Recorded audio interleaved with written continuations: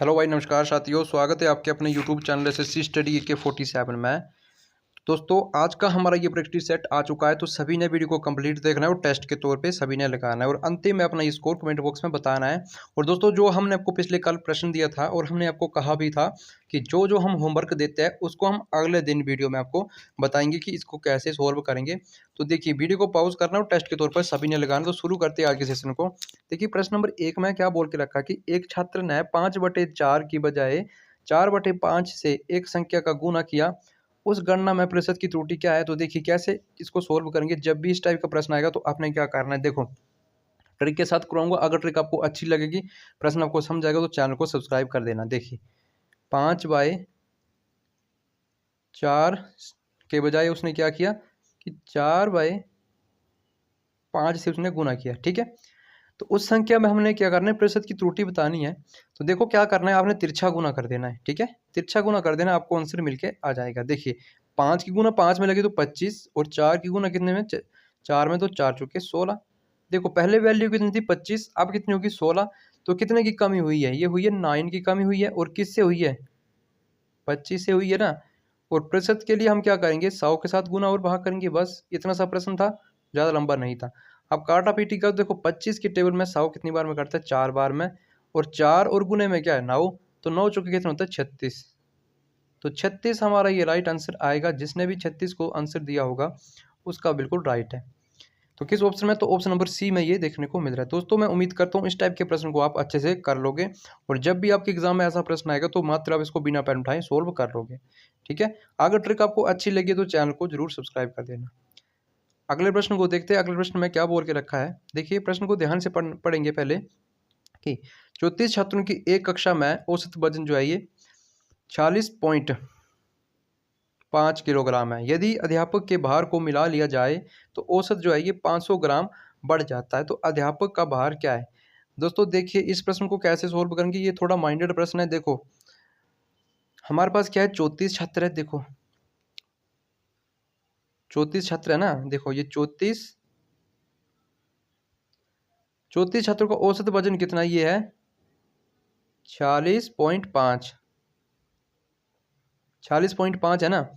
अब देखिए दूसरी लाइन को आप पढ़िए। देखो, यदि अध्यापक के भार को मिला लिया जाए मतलब अध्यापक को शामिल कर लिया जाए, तो देखो अध्यापक भी शामिल होगा और उसका भार भी शामिल होगा, तो औसत बढ़ जाता है। मतलब कि 500 ग्राम औसत बढ़ जाता है। तो अध्यापक का भार क्या है, देखिए अगर देखो 500 ग्राम का मतलब क्या है, देखो 500 किलोग्राम की बात हो रही है ना। देखो, ऊपर 46 किलोग्राम है और 500 किलोग्राम की बात हो रही है, तो मतलब इसका मतलब क्या है, आधा किलो। ठीक है, आधा किलो है ना। मतलब 1 किलोग्राम में कितने ग्राम होते हैं, 1000। तो आधा किलो का मतलब क्या है, 1/2। ठीक है, 1/2। देखिए, अगर 34 छात्र थे तो एक अगर शामिल हुआ अध्यापक तो कितने बन गए, 35। और आधे किलोग्राम का मतलब क्या है कि 1/2। बस इतना सा करना था। अब 2 से काटेंगे किसको, 35 को, तो 2 का सिर्फ हाफ करना है। तो 2 का हाफ कितना होता है, 17.5। कितना हुआ, 17.5, मतलब 17.5। ठीक है, ये बना। ठीक है, ये वैल्यू बनी। अब क्या होगा, देखो यही वैल्यू हम क्या करेंगे कि जो हमारे पास पुराना वाला किलोग्राम था ना, कितना था, 46.5। तो 46.5 में हम जोड़ देंगे, हमें आंसर मिल जाएगा। देखिए, हमारे पास आंसर कितना आया, 17 लिख देता हूँ। ठीक है, 17.5। ठीक है, अब देखिए इसको हम जब जोड़ेंगे तो हमारे पास वैल्यू क्या आएगी। देखिए, इधर जोड़ता हूँ, थोड़ी स्पेस की कमी है। देखो, 46.5 था, हमारे पास वैल्यू कितनी आई है, 17.5 आई है ना। तो देखिए 40.5 और 17 को जोड़ेंगे, ये तो जोड़ते हैं आराम से। ठीक है, 40.5 और वैल्यू आई थी 17.5। जोड़ेंगे तो 5 10, पॉइंट का पॉइंट, 7 7 14 और 1 6, ये पॉइंट के आगे कट जाएगी। ठीक है, तो 64 किलोग्राम जो हमारा ये आंसर आएगा। तो साथियों, मैं उम्मीद करता हूँ इस टाइप के प्रश्न को भी आप अच्छे से समझ चुके। तो 64 किलोग्राम किस ऑप्शन में, तो ऑप्शन नंबर डी में हमें ये मिल रहा है देखने को। ठीक है, अगर आपको ट्रिक अच्छी लगेगी तो चैनल को सब्सक्राइब कर देना और वीडियो को शेयर कर देना। जितने भी स्टडी ग्रुप आपके फ़ोन में है उन ग्रुपों तक इन वीडियो को आप शेयर कर देना। अगले प्रश्न को देखते हैं। अगले प्रश्न में क्या बोला है, देखो किसी विद्यालय में लड़के और सॉरी लड़कियों का अनुपात 5:3 है। यदि लड़के 40% और लड़कियों के 50% को छात्रवृत्ति प्राप्त होता है तो कितने प्रतिशत विद्यार्थी छात्रवृत्ति प्राप्त होता है। तो देखिए जब भी आपको इस टाइप का प्रश्न आएगा तो आपने क्या करना है, और किस केस में जब आपको ये प्रतिशत दे के रखा होगा और आपको अनुपात में दे के रखा होगा वैल्यू, तो आपने क्या करना, हमारे पास क्या है बॉयज़ और गर्ल, ठीक है। अब देखिए आपने क्या करना है, जो पहले वाला अनुपात होगा वो किसका होगा, वो बॉयज़ का, और दूसरे वाला किसका होगा, गर्ल का होगा। तो आपने क्या करना है, इस अनुपात को आपने क्या करना है 100 के साथ गुना कर देना है प्रश्न को छोटा करने के लिए, ठीक है। अगर चाहे 100 से करो चाहे 10 से करो, वैल्यू आपके पास एक ही आएगी, ठीक है। अगर हम 5 को गुना करते हैं किससे, 100 से, तो कितना बन गया ये 500 बना लेना खुद से, ठीक है 500, और 3 से करते तो कितना बन गया 300 बना, ठीक है। अब टोटल इसकी वैल्यू कितनी बनेगी, ये बन गई 800, मतलब टोटल जो छात्र है हमारे पास लड़की लड़के कितने हैं 800 रुपये, ठीक है। तो आपने क्या करना है, देखो ये 500 है ना, और पहले वाला जो प्रतिशत होगा लड़कों का, इसको आपने इसके साथ भाग गुना कर, देखो मतलब इसका प्रतिशत निकालना है। 500 का आपने क्या करना है 40% निकालना है। तो 500 का 40% कितना होता है, 2 जीरो कट गई तो 4 4 पंजे 20, कितना बना 200, ठीक है। मैं डायरेक्ट कर रहा हूँ 200। और फिर दूसरे केस में आपने क्या करना है, 300 का अपना ये दूसरे पे जो दूसरे वाला प्रतिशत है ना वो निकालना है। 300 का आपने 50% निकालना, तो कितना बना 5 3 15 150, ठीक है। अब टोटल इसका वैल्यू कितनी आई, ये आई 350। 350 देखो देखो इधर करता हूँ एक साइड में, 350 और टोटल जो छात्र थे कितने थे 800 थे। प्रतिशत के लिए हम क्या करेंगे, 100 के साथ गुना और डिवाइड करेंगे, देखो 100 लिख देता हूँ इधर एक साइड, ठीक है, एक जीरो और ये दूसरी जीरो, ठीक है। अब देखो ये 2 शून्य कट चुकी है, मतलब 100 पूरा कट गया। वैल्यू क्या बची 350/8। अगर हम 350, ठीक है, को काटेंगे 8 से, तो देखो 8 चौके 32, ये 4 बार में कटा, 8 3 24, 3 बार में, फिर पॉइंट लगेगा, ठीक है। तो देखो 43 पॉइंट हमारे पास कहाँ पे देख रखा है, ये देख रखा है ऑप्शन नंबर ए में। तो पूरा करने की आपको जरूरत नहीं है, आप जब पूरा करोगे तो हमारे पास आंसर भी यही आएगा, ठीक है। तो 43.75 हमारा आंसर आएगा। तो इस टाइप के प्रश्न को आपने इसी तरीके से करना है, ज़्यादा भटकना नहीं है, ठीक है। आप चाहे तो पूरा भाग करके देख लेना किसको, 350, देखो 350 डिवाइड बाई 8, तो इस जब आप भाग करोगे तो आपको मान क्या मिलेगा 43.75 ये मिलेगा, ठीक है। तो चलिए प्रश्न नंबर 4 को देखते हैं कि 4 में क्या बोल रखा है। यदि पी की वर्तमान आयु 15 वर्ष है और 6 वर्ष बाद क्यू की आयु 26 वर्ष हो जाएगी, तो इन दोनों की वर्तमान आयु का अनुपात क्या है। दोस्तों देखिए इस टाइप को प्रश्न के कैसे करेंगे, देखो हमारे पास पी है ना, तो पी की आयु कितनी है, ये 15 वर्ष है, ध्यान से देखना है। और बोल रहे कि 6 वर्ष के बाद, मतलब कि 6 वर्ष के अंतराल के बाद, 6 वर्ष के बाद मतलब 6 को लिखते हैं ऊपर, तो ये क्यू की आयु कितनी हो जाती है, कितनी हो जाएगी 26 वर्ष हो रही है, 6 वर्ष के बाद 26। अगर ये क्यू जो है ये 26 वर्ष का हो रहा है तो पी कितने का हो जाएगा, पी हो जाएगा 21 वर्ष का, ठीक है। अब देखिए अंतिम में पूछा कि वर्तमान में उनकी आयु का अनुपात क्या है, पर 6 वर्ष बाद भी बोल रहा है। हमने जो है वर्तमान में जाने के लिए हम 6 वर्ष ज़्यादा नहीं जाएंगे, अगर हम 6 वर्ष ज़्यादा जाते तो हमारा ये वैल्यू जो है गलत हो जाएगी, ठीक है। तो हमने क्या करना है माइनस पे आना है, ठीक है। अगर 15 देखो 21 में से 6 निकले तो कितना बचा 15 बचा, और 20 में से 6 निकले तो कितना बचा, ये 20 बचा। अनुपात पूछे तो काट दो, 5 से कितनी बार में कट रहा है, ये 5 3 ये 15, और 5 से कट रहा है ये 4 बार में, तो 3/4 हमारा ये मान बना, वैल्यू क्या आई 3/4। तो देखिए किस ऑप्शन में, तो ऑप्शन नंबर डी में ये देखने को मिल रहा है। तो साथियों उम्मीद करता हूँ इस टाइप के प्रश्न को आप अच्छे से समझ चुके हैं, और मैंने कई वीडियो में आपको आयु करवा के रखी है, तो सभी का ये होना चाहिए। देखो बोलेगा कि एक पंखे का सूची मूल्य जो है 1500 रुपये है, और मूल्य पर जो है ये 20% का बट्टा दिया जाता है। अब किसी ग्राहक को कितना अतिरिक्त बट्टा दिया जाए ताकि उसका शुद्ध मूल्य जो है 1140 हो जाए, 1104 है, ठीक है, 1104 हो जाए। तो साथियों आपने इस केस में क्या करना है, देखो जब भी इस टाइप का प्रश्न आएगा तो आप इसको कैसे सोल्व करोगे। देखो होता क्या है कि ये 1500 रुपये है ना, ठीक है। अगर इसमें बोला कि 20% का बट्टा दिया जाता है, तो बट्टा मतलब छूट दी जाती है, मतलब ये हानि हो रही है इसको, ठीक है। तो आपने क्या करना है 1500 का, देखो डायरेक्ट करवा रहा हूँ, ठीक है, 1500 का आपने 20% निकालना है, ठीक है। तो 1500 का 20% कितना निकला, देखो 15 दूनी 30, 300 निकला। ठीक है, देखो ये 2 जीरो कट जाएगी और 15 का गुण हम किससे करेंगे 20 के साथ, तो कितना बना ये 300 बना। ठीक है, हमारे पास वैल्यू कितनी थी 1500 की थी। ठीक है, और 300 आया हमारे पास, देखो कहाँ से आया, प्रतिशत निकाल के 300 आया, तो 300 को माइनस करेंगे तो सही मान कितना आएगा 1200। ठीक है, जो एक्चुअल में वैल्यू है कितनी 1200, जो हमें देख रखा कि शुद्ध मूल्य जो ये 1104 हो जाए, तो आपने क्या करना है, देखिए शुद्ध मूल्य निकालने के लिए आपने क्या करना है, इसको माइनस कर देना है, 1200 को माइनस करेंगे किससे 1140 घटा देंगे, 1140 नहीं 1104 है। ठीक है, 1104, 1104, तो देखो वैल्यू कितनी आएगी 96, बचा कितना 96, और जो टोटल जो हमारे पास सही मान था वो कितना था 1200,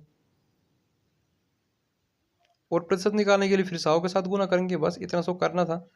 अब ये 2 शून्य तो कैंसल आउट हो चुकी है, और 12 के टेबल में जो है 96 आता है, कितनी बार में आता है 8 बार में आता है, 12 96, तो 8 बार में, तो मतलब 8% हमारा ये आंसर हुआ। ठीक है, 8%।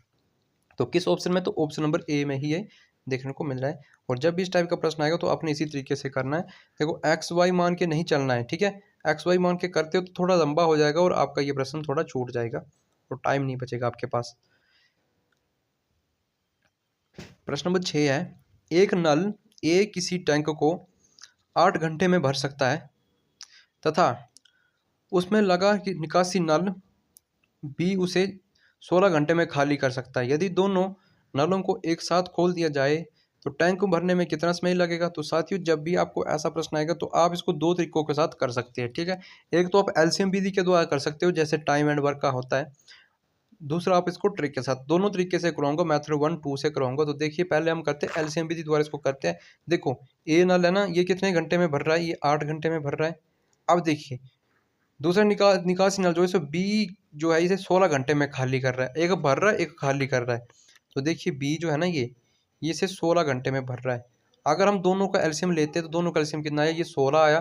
ठीक है, अब हमने देखो 1% की वैल्यू पता करें तो 8 2 बार में ये काटेगा और ये 1 बार में काटेगा। ठीक है, अब देखिए अगर जिस केस में एक भर रहा है एक खाली कर रहा है और हमसे पूछा कि टैंक भरने में कितना समय लगेगा, तो आप क्या करोगे, देखिए आपने कुछ नहीं करना है, जो हमारे पास ये देखो इसका तो कोई मतलब नहीं है अब।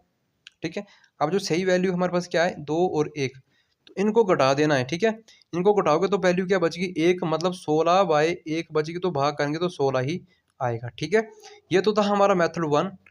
ठीक है, अब मेथड 2 के साथ करेंगे। मेथड 2 के साथ कैसे करेंगे, अगर एक भर रहा है एक खाली कर रहा है, फिर बोल रहा क्या है कि टैंक को भरने में कितना समय लगे, तो आपने कुछ नहीं करना है। देखो एक भर रहा है खाली कर रहा है तो ए गुणे बी माइनस, देखो ए गुणे बी अगर भर रहा है तो बटे में ए माइनस बी, यही करना है। ठीक है, तो देखिए ए की वैल्यू कितनी है 8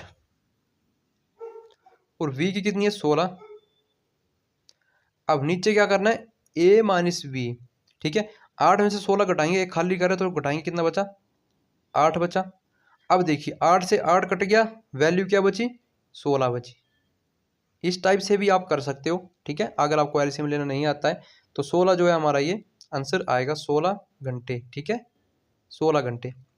तो ऑप्शन नंबर डी में ये देखने को मिल रहा है। तो उम्मीद करता हूँ अगर आपको सेशन अच्छा लग रहा है तो चैनल को सब्सक्राइब कर देना और वीडियो को शेयर कर देना, और चैनल से टाइम रहते जुड़ जाना, अभी भी टाइम है, चैनल से जुड़ जाओ। आप चाहे किसी भी एग्ज़ाम की तैयारी कर रहे हो, आपके लिए चैनल हेल्पफुल है। ठीक है, चलिए अगले प्रश्न को देखते हैं, और आपके लिए एक प्रश्न में होमवर्क भी लाया हूँ। ठीक है, देखिए प्रश्न में बोल के रखा कि एक दुकानदार वस्तु को खरीदते समय 30% का धोखा करता है और वस्तु को बेचते समय जो है 20% का धोखा करता है। ज्ञात कीजिए इसे पूरे व्यापार में कितने % का लाभ हुआ, मतलब ये धोखे से किसी को जो है झूठ बोल के ये धोखा दे रहा है। ठीक है, तो आप देखो इसको 2 तरीके के साथ कर सकते हो। कैसे कर सकते हो, देखो 2 तरीकों के साथ। एक तो आप ए, देखो कैसे ए प्लस बी, देखो फार्मूला बेशक लिख लो, फार्मूला नहीं कहूँगा, ए प्लस बी और बी गुणे नहीं ए गुणे बी। ठीक है, ए गुणे बी बाय कितना 100। ठीक है, ऐसे करोगे, मतलब पहले पे जो मान होगा उसको हम ए मानेंगे और दूसरे पे जो मान होगा उसको बी मानेंगे। ठीक है, अब देखिए ए का मान कितना है, ये है 30% है। ठीक है, देखो कितना है ये 30% है ना, तो 30 प्लस 20 और दूसरे पे क्या करेंगे, देखो 30 गुने 20 और डिवाइडेड बाई ये 20 है, ठीक है 100। अब देखिए ये 2 जीरो कट गई ना ऊपर वाली, देखो ये कितना बना 50 बना, ठीक है। अब 2 3 6 ये 6 बना, बस यही 6 किस में प्लस होगा 56 में प्लस होगा तो कितना 50 में प्लस होगा तो कितना 56% बना, 56% का लाभ हुआ। देखो ये था मेथड 1, ये थोड़ा लॉन्ग था। अब इसको थोड़ा और शॉर्ट करते, कैसे शॉर्ट करेंगे, देखिए अगर देखो हमारे पास क्या था पहले, खुद में कितना था पहले 100% था ना, ठीक है। कोई हमारी वस्तु जब बेचे तो हमारे पास वो उसकी जो वैल्यू थी वो 100% थी। अगर उसमें से उसने क्या किया 30% का धोखा किया, ठीक है ना, तो वैल्यू कितनी बच गई 70% उसका मान बचा, 70% बचा। अब जब परसेंटेज हटेगा तो नीचे क्या लगेगा 100 लगेगा, ठीक है। अब दूसरे केस में उसने क्या किया 20% का धोखा किया, 20% धोखे का मतलब क्या कि 80%, तो 80% नीचे क्या बचा 100 बचा, क्योंकि जब भी प्रतिशत का साइन हटाते हो नीचे 100 लगता है। तो एक शून्य से ये एक शून्य, देखो एक 100 से ये 100 कट गया। अब 2 शून्य से ये ऊपर वाले 2 शून्य कट गई तो 7 हट कितने होता है 56 होता है। तो इस तरीके से भी आप कर सकते हो। तो आपको जो भी मेथड आपके इस दिमाग में सेट रहता है उस मेथड से आप करिए, ठीक है। अगर आपको चैनल हेल्पफुल लगता है तो चैनल से भी जुड़िए, औरों को भी जोड़िए, जितने भी स्टडी ग्रुप हैं उन ग्रुपों तक इस वीडियो को आप जरूर शेयर करिए, ठीक है। चलिए प्रश्न नंबर 8 को देखते हैं। प्रश्न नंबर 8 में क्या बोल रहा है, जब किसी वस्तु को 216 से बढ़ाया जाता है तो वह स्वयं की 40% बढ़ जाती है, वह वस्तु क्या है, ठीक है। तो आप जब इस प्रश्न को करोगे तो कैसे ये सोल्व होगा, देखिए अगर हमारे पास किसी वस्तु का मान कितना है, देखो ध्यान से देखना है। अगर किसी वस्तु का हमारे पास मान कितना है, अगर वो 100% है ना, ठीक है, मानो कि एक वस्तु जो है 100% की है। अब देखो स्वयं से वो 40% बढ़ रही है। अगर वह पहले 100 थी तो 40 बढ़ गई तो कितना बच गया, ये 140 बन गया, ठीक है। अब देखो प्रतिशत में तो अगर ये 40% बढ़ रही है, ठीक है, तो वह संख्याओं में एक्चुअल में कितनी बढ़ रही है 216, 216 बढ़ रही है ना, 216 किससे, देखो प्रतिशत कितना था 40, मतलब प्रतिशत में कितना बढ़ा 40, तो 40 से काटना है, ठीक है। और टोटल निकालने के लिए वह संख्या तो क्या करेंगे 100 के साथ गुना करेंगे, बस आंसर हमारा निकल के आ गया। काटना पीटना बस आना चाहिए। देखो ये शून्य से ये शून्य कट गई, ठीक है।